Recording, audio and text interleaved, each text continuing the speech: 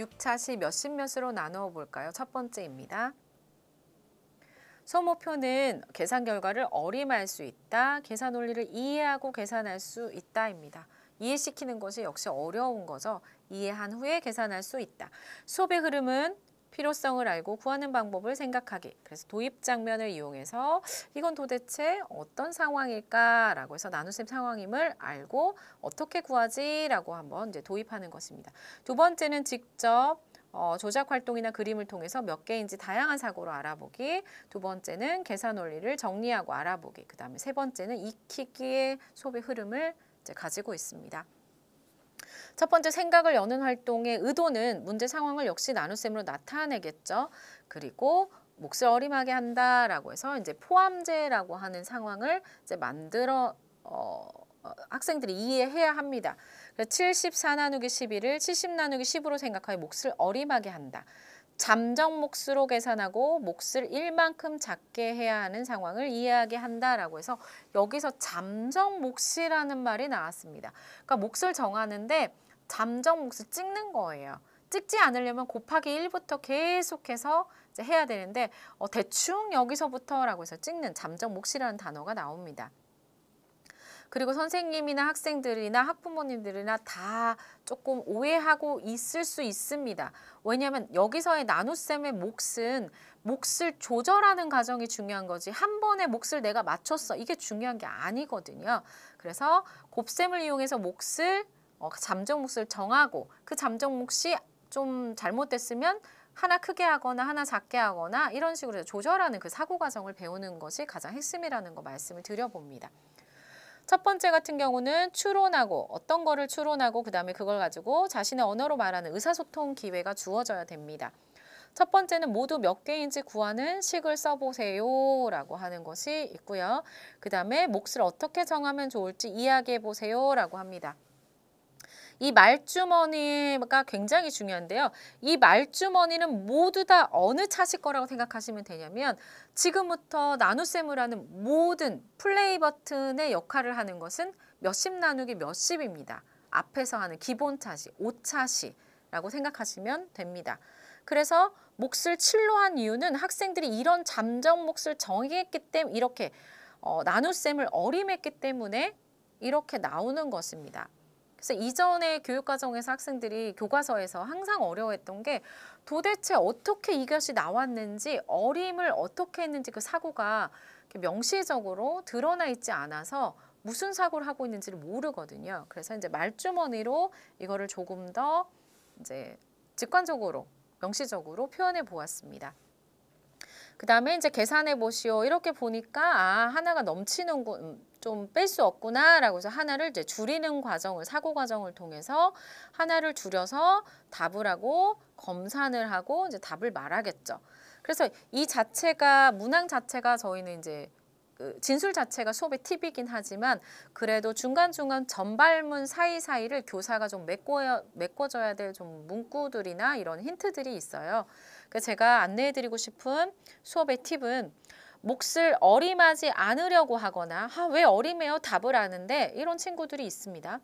그 다음에 곱셈식에서 나눗셈의 몫을 구하는 방법을 이해하지 못하는 학생들을 도와주는 활동입니다. 어떤 학생들은 이제 9구단 안에서는 충분히 풀었는데요. 12단 이렇게 10단, 11, 12, 13 이렇게 넘어가면 지금부터는 제가 풀 수 있는 문제가 아니에요 라고 해서 사고 자체를 하지 않으려고 합니다. 그래서 그런 학생들을 위해서 어떻게 플레이 버튼을 누르고 어떻게 사고를 시작할 수 있게끔 해주냐라는 장치가 필요한데요. 그래서 제가 괜찮아 처음부터 하자 라고 하는 플레이 버튼을 이제 안내해 드릴 겁니다. 그러면 아이들이 할 수 있네? 이거 예전에 배운 거잖아 라는 것과 연결해서 문제 해결을 하려고 노력할 것입니다. 그리고 두 번째 안내해 드릴 수 있는 수업의 팁은 나눗셈의 잠정 몫을 구하는 절차적인 과정을 직관적으로 파악할 수 있도록 도와주는 판서 활동입니다. 학생들이 머릿속에서 어떤 생각을 했는지 학생들 개개인마다 그게 정확하게 인식하고 있는 거, 자기가 사고하고 있는 걸 인지하고 있는 학생이 있는가 하면 내가 무슨 사고를 하고 있는지 정확하게 표현을 하지 못하는 친구들이 있습니다. 그럼 교사가 하는 역할은 학생들이 하는 사고 또는 말하는 것을 이제 수학적으로 정리해서 표현해주는, 보여주는 활동이 필요한데요. 그래서 교사가 칠판에다가 이거를 표현해준다면 어떤 식으로 표현될 수 있을까라고 하는 것들을 제가 이제 좀 안내해 드리려고 합니다. 여기는 이제 문제를 풀 수 있도록 하는 대충이 나오는 거, 그다음 곱셈과의 관계를 가지고 풀어야 되니까 구구문을 등장하는 거, 뭐 조절하는 거, 결정하는 거, 검산하는 이 모든 과정을 하나의 스토리텔링으로 이제 만들어서 소개시켜줄 예정입니다. 활동 2 같은 경우도 83 나누기 16, 제가 풀 수 있는 문제가 아닌데요 라고 하는데요. 그게 아니죠. 잠정 몫을 정하면 됩니다. 그래서 대충이가 왔다 가면 되는 거고, 그래서 여기 대충이를 표현할 수 있는 친구가 있고요. 그 다음에 이제 곱셈을 불러와야 되고요. 우리 교과서에는 곱셈은 표현되지 않았지만 이제 곱셈을 가지고 잠정 몫을 정하고 이것을 이제 올리거나 내리거나 합니다. 1번은 이제 몫이 너무 커서 잠정 몫이 커서 내리는 거고 2번의 문항은 이제 올리는 경우입니다. 그래서 내가 어떤 거를 잠정 몫을 정했는데 올릴 수도 있고 내릴 수도 있고 조절하면 되는구나 라고 하는 이제 문제 유형을 1번과 2번에 놓았습니다. 그래서 여기는 따로 1번과 같은 사고라서 따로 드릴 수 있는 수업의 팁은 없고요. 마찬가지이기 때문에 이제 3번 문항입니다. 몫을 어떻게 정하면 좋을지 알맞은 것에 동그라미 표하고 계산 과정을 완성해 봅시다 라고 합니다. 그래서 여기서도 역시 한 번 더 너무 어렵기 때문에 기본으로 돌아가는 5차시로 가는 방법을 알려줍니다. 32는 30으로 하고 30단에서 써먹을 수 있는 90으로 할 거야. 자, 이제 한번 시작해 볼까 라고 해서 그래서 나는 이렇게 잠정 몫을 정했어. 그러고 나니 조절할 필요가 있네 라고 느끼면 조절해서 문제를 푸는 것입니다. 그래서 1번과 2번에서 굉장히 잘게 잘라놨던 것을 사고를 압축해 가지고 놓은 거라서 이 사고 과정이 이 단원을 이제 계속 이끌어 갈 것입니다. 그래서 활동 3에서는 이 과정 자체가 수업의 팁이고 팁이 다 들어있기 때문에 따로 제가 안내해 드릴 필요는 없을 것 같습니다. 활동 4는 수업의 팁이 주어진 문제 유형을 바꿔서 해결하는 활동이라고 해서 이제 익히기 문제, 선택형 문제, 어림하여 가장 몫이 작을 것 같은 문제를 풀고 설명하기. 그러니까 4번 문제를 그냥 활용해도 되는데요. 혹시 굳이 다 풀 필요가 없다면 선생님들이 바꾸어 가지고 얘들아 세 문제를 다 풀지 말고 어림만 이용해서 이 중에서 몫이 가장 작을 것 같은 거 한 문제만 풀어봐. 또는 몫이 가장 클 것 같은 거 한 문제만 풀어봐. 이렇게도 사용하실 수 있다는 것입니다. 그래서 왜 그 문제를 선택했어? 라고 친구하고 얘기할 수 있는 조금 더 의사소통 역량을 발휘하고 어림셈을 활용하는 문제로도 약간 수정해서 해결할 수 있다는 거, 이거를 저는 이제 드립니다. 그래서 사용하셔도 되고 사용하지 않으셔도 됩니다. 여기서의 이제 성찰적인 발문은 공부한 내용 중에서 이해하지 못한 부분이 있는지 생각해 볼까요? 라고 해서 이제 학생들이 나누어지는 수와 나누는 수 두 개 다 조절하는 과정에서 무엇이 어려웠는지 그걸 다시 한번 이제 성찰하게끔 하는 활동입니다. 그리고 만약에 이제 이거는 배운 것과 연결해요는 검사과 관련한 문제이고요. 그다음에 이제 두 번째는 판서나 학생들이 공책에다가 오늘 배운 학습 내용을 정리한다면 이렇게 되는 거죠. 74 나누기 12 저는 그런 거 못해. 괜찮아. 쉬운 걸로 만들어 라고 해서 10단에서 사용할 수 있는 70으로 가장 가까운 수로 바꾸고 그다음 잠정 몫을 7로 정해서 이렇게 곱셈을 해서 너무 크다 내리지 뭐 라고 해서 작게 하는 거. 또는 가로셈으로 할 수 있는 친구들이라면 이렇게 가로셈으로 깔끔하게 정리해서 곱했는데 너무 커. 그래서 내려볼 거야. 그래서 내렸더니 이게 적당한 것 같아 라고 해서 이 문제를 해결하는 절차적 지식을 깔끔하게 정리할 수 있도록 이렇게 해놨습니다. 그래야지만 검산도 학생들이 쓰고요. 선생님들께서도 객관 순시를 하시면서 학생이 어느 지점에서 틀렸는지 정확하게 파악하고 피드백을 할 수 있습니다. 그럼 지금부터는 각 단계별로, 각 문항별로 어떻게 수업의 팁을 활용할 수 있을지 자세하게 설명해 드리도록 하겠습니다. 활동일의 수업의 팁은 두 개인데요. 첫 번째는 몫을 어림하지 않으려고 하거나 곱셈식에서 나눗셈의 몫을 구하는 방법을 이해하지 못하는 학생들을 도와주는 활동이에요. 괜찮아, 원래 기본 문제처럼 생각하자라고 하는 것이고요. 두 번째는 나눗셈의 잠정 몫을 구하는 절차적 과정을 직관적으로 파악할 수 있도록 도와주는 판서 활동입니다. 이제 동일하게 이루어지는 거죠. 그래서 해보도록 하겠습니다. 도입 장면을 가지고 식을 쓰겠죠. 74cm인 끈을 12cm로 자르면 이라고 해서 학생들에게 미래를 예측해보면 74가 있는데 이것을 여기까지 74겠죠. 포함재라는 상황을 인지시켜 줘야 된다는 거예요. 12cm씩 자르면 도대체 얼만큼 나올까 모르겠네 라고 하는 문제 상황을 그림으로 표현해 줄 수 있습니다. 그리고 남은 건 몇 개일까 라는 거죠. 식을 써보는 거죠. 그러니까 74 나누기 12를 쓸 것입니다. 이거는 문제 파악입니다.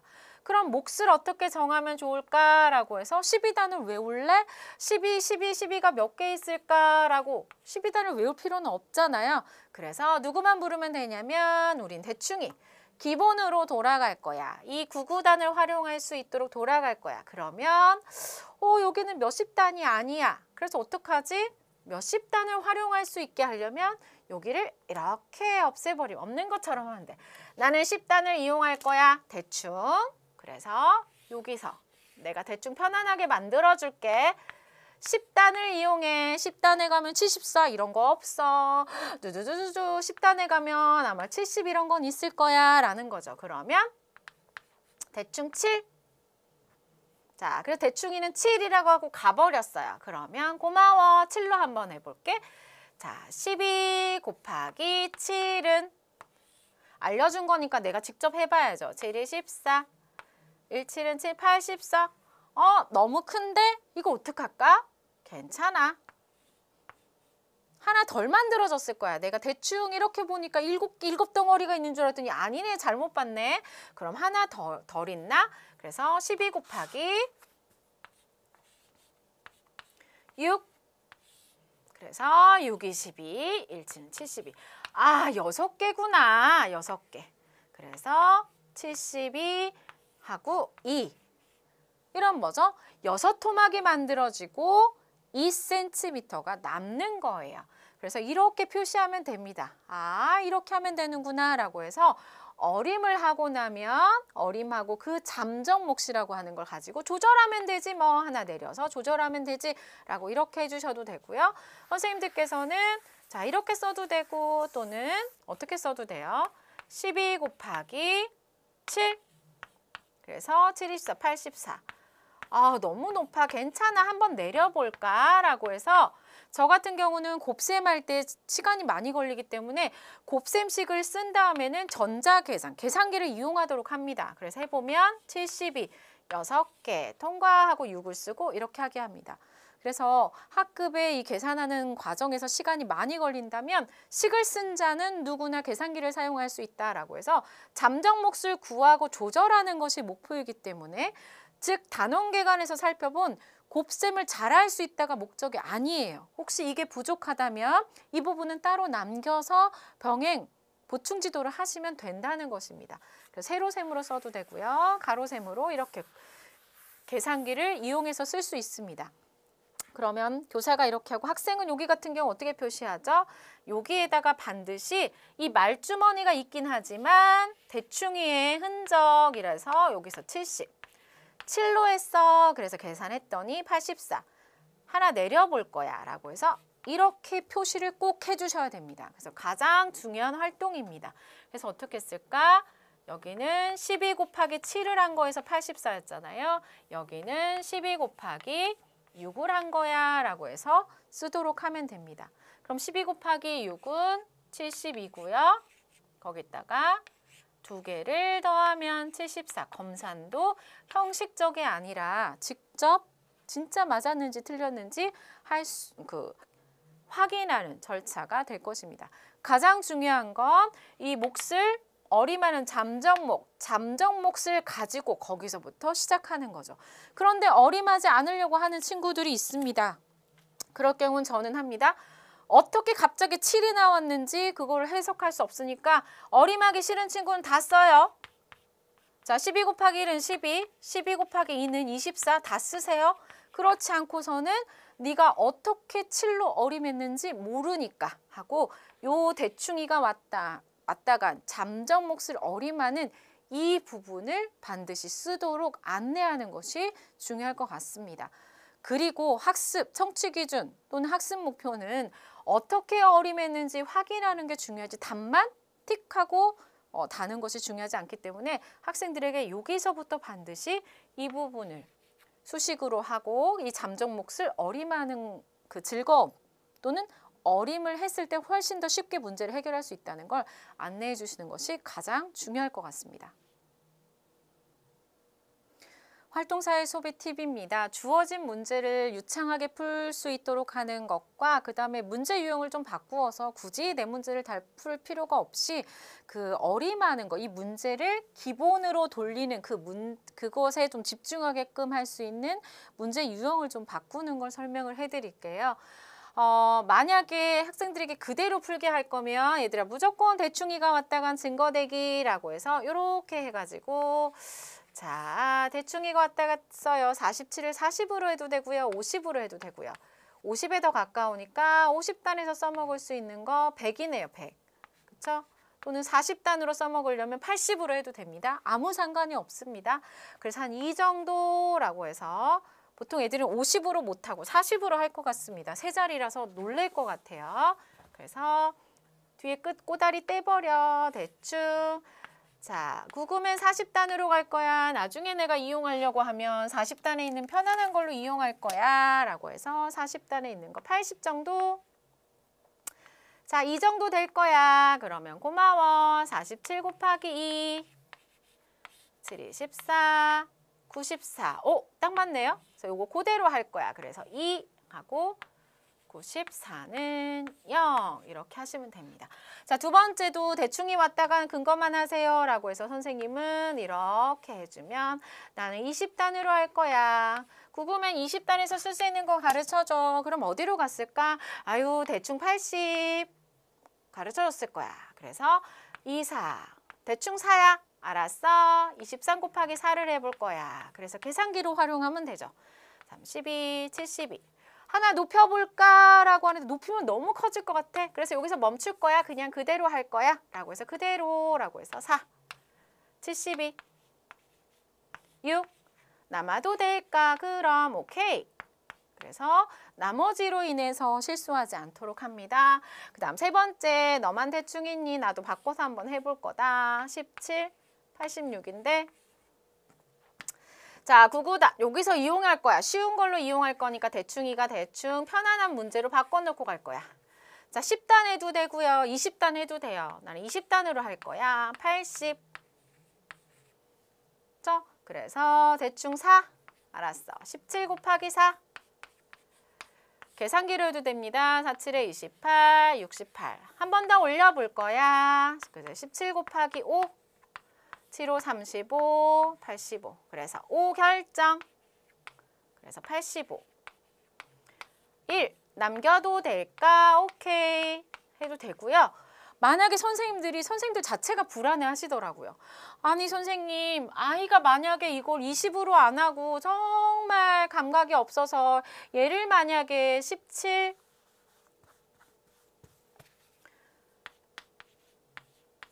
86인데요. 얘를 만약에 10으로 하고 얘를 80으로 하면 어떡해요? 라고 하는데 괜찮아요, 선생님. 8로 해도 됩니다. 그러면 17 곱하기 8이잖아요. 잠정 몫은 자기가 원하는 대로 해도 돼요. 이렇게 끝을 떼도 되고 위로 올려도 되고. 7, 8에 56, 5, 130 엄청 많죠. 그쵸? 자, 7, 8에 56, 8 맞나요? 그쵸? 136. 그럼 내리면 됩니다. 17 곱하기 7, 7, 7에 49, 4, 119. 또 내리면 됩니다. 17 곱하기 6, 6, 7에 42, 4, 1, 6은 6, 102. 또 내려봐도 돼요.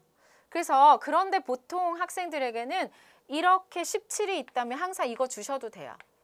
어느 쪽에 가까운지 5 넘지 않았을 때와 5 넘었을 때 어느 쪽에 가까운지 이쪽에 있으면 요거 이쪽에 있으면 5 미만이면 이쪽으로 가도 돼 라고 안내만 해주셔도 돼요. 선생님들께서는 가끔 5학년의 올림버림 또는 반올림을 배우지 않았는데 이걸 너무 철저하게 요구하시는데 그게 아니라 2학년의 수준에서 뭘 배웠냐면 약 어디에 가깝다라고 하는 그런 어림을 배워요. 반올림이 아니고요.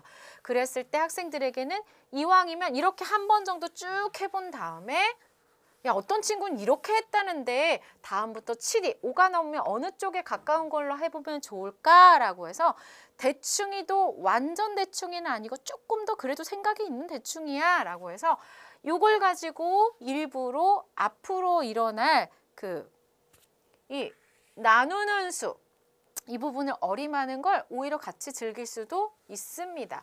그래서 이 부분은 학생들에게 되게 많이 걸린 친구가 있고 몇 번에 걸린 친구가 있대라고 해서 오히려 이 부분을 가지고 토익 토론을 하는 것으로 이걸 가지고 얘기할 수 있는 기회를 충분히 갖는 것도 이 다음 차시를 위해서 굉장히 중요한 역할이기 때문에 무조건 답을 빨리 정하는 것이 중요한 게 아니라는 거.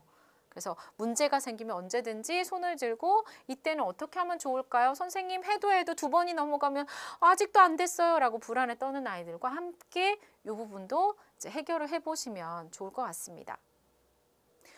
네, 그렇게 해도 되고 우리 반 애들은 굳이 세 문제 다 풀 필요가 없다. 그냥 어림하는데 조금 더 시간을 줘서 그냥 한 문제 정도만 풀고 싶다라고 하면 자, 대충이를 가지고 이 중에서 가장 몫이 작을 것 같은 거 또는 클 것 같은 거 하나만 골라가지고 풀어봐 라고 해서 요것만 대충 이렇게 해놓고 얘는 50단에 한 100이나 또는 40단에 80이라고 해서 2라고 해서 몫이 한 이 정도, 그 다음에 여기는 또 20하고 80이니까 한 4 정도, 여기는 대충이가 왔다 갔는데 20하고 80에서 4 이 정도에서 선생님들께서는 문제를 주실 때 몫이 가장 작을 것 같은 거 찾아봐 해야 돼요. 왜냐하면 여기 4, 4 비슷하기 때문에.